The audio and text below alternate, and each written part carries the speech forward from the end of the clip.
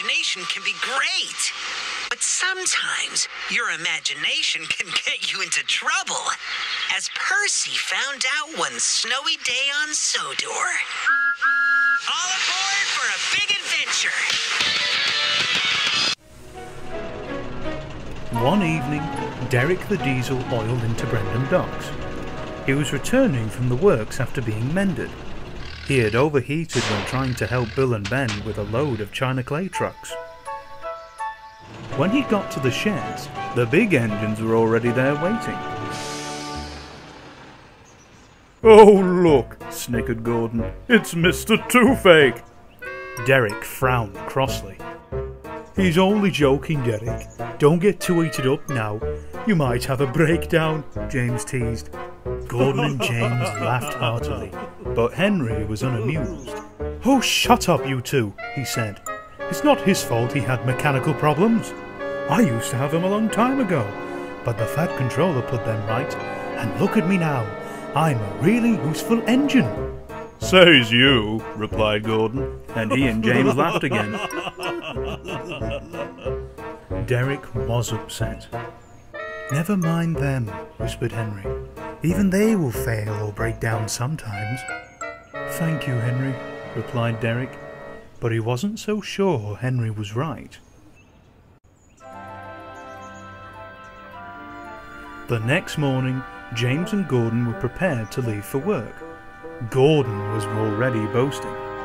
"I'm pulling an express today, young Derek, so you'll be able to see how a fine, strong express engine like me handles heavy loads."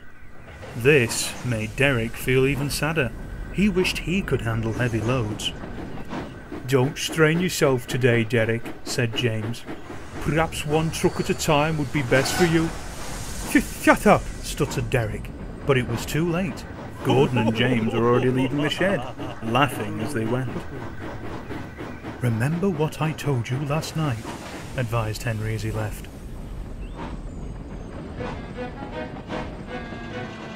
Later on, Derek was trundling along the line, thinking about his teething troubles.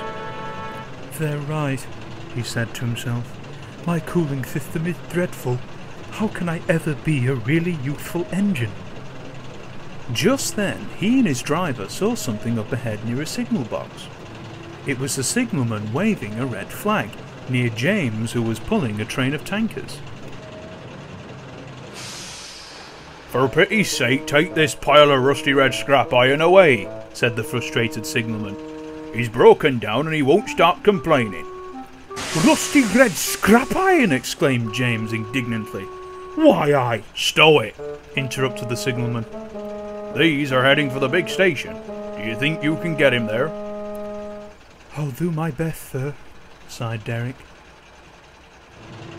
As Derek changed lines and buffered up in front of James, Gordon thundered by with the express. Little did they know, Gordon was having troubles of his own. His coach's air brakes had failed, causing air to leak in, making them heavier and heavier. Soon, Gordon had to slow to a stop. "What happened?" he asked. The driver looked at the air gauge. "The air brakes have failed," he said. "The brakes are hard on." "Now we'll be late," Gordon said angrily. Soon, Derek pulled up with James and his train in tow. "Can we help?" asked Derek's driver. Gordon snorted grumpily. "He can't help. He'll just overheat again."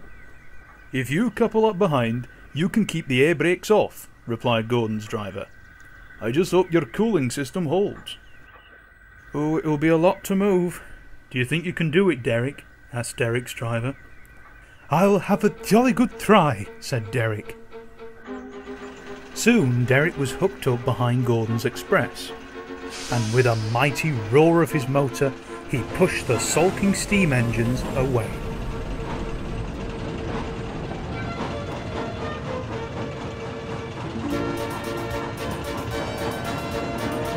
Derek struggled along the line, getting hotter and hotter, but he didn't give up.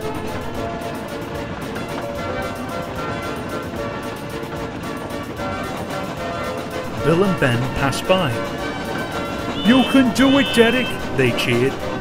Hearing this, Derek forgot about being hot and tired and pushed on. "I must keep going, must keep going," he panted to himself.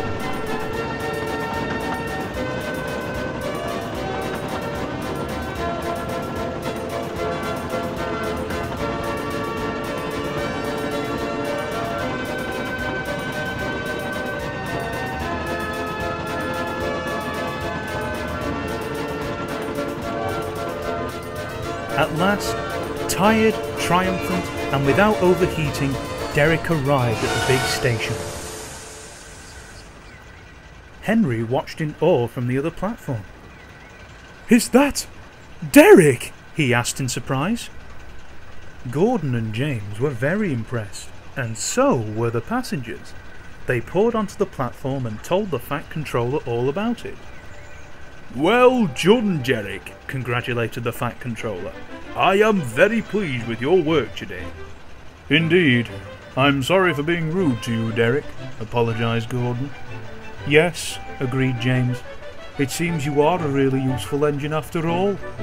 "Indeed," said the Fat Controller. "It was quite the super rescue."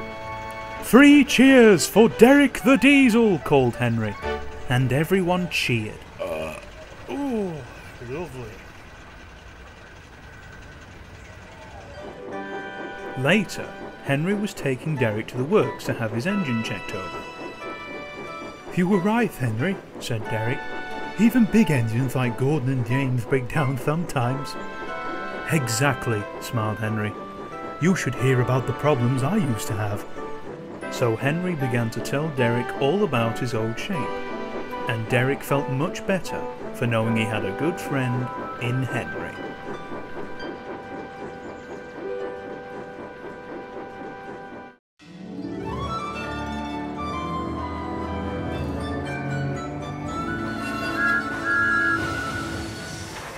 Have you ever been too afraid to tell someone you've made a mistake? When Marion was digging and broke a water pipe, she was very embarrassed. Instead of getting the pipe fixed, she tried to cover it up again. But the water kept leaking, and the problem got worse. I wasn't paying attention to where I was going. I left the silk cars at the wrong station. I tried to sort things out on my own, but because I was in such a rush, I made even more mistakes. If you make a mistake, it's best to tell someone straight away. That way, you don't find yourself in even more trouble. Come on, Thomas! It's time to go! See you next time!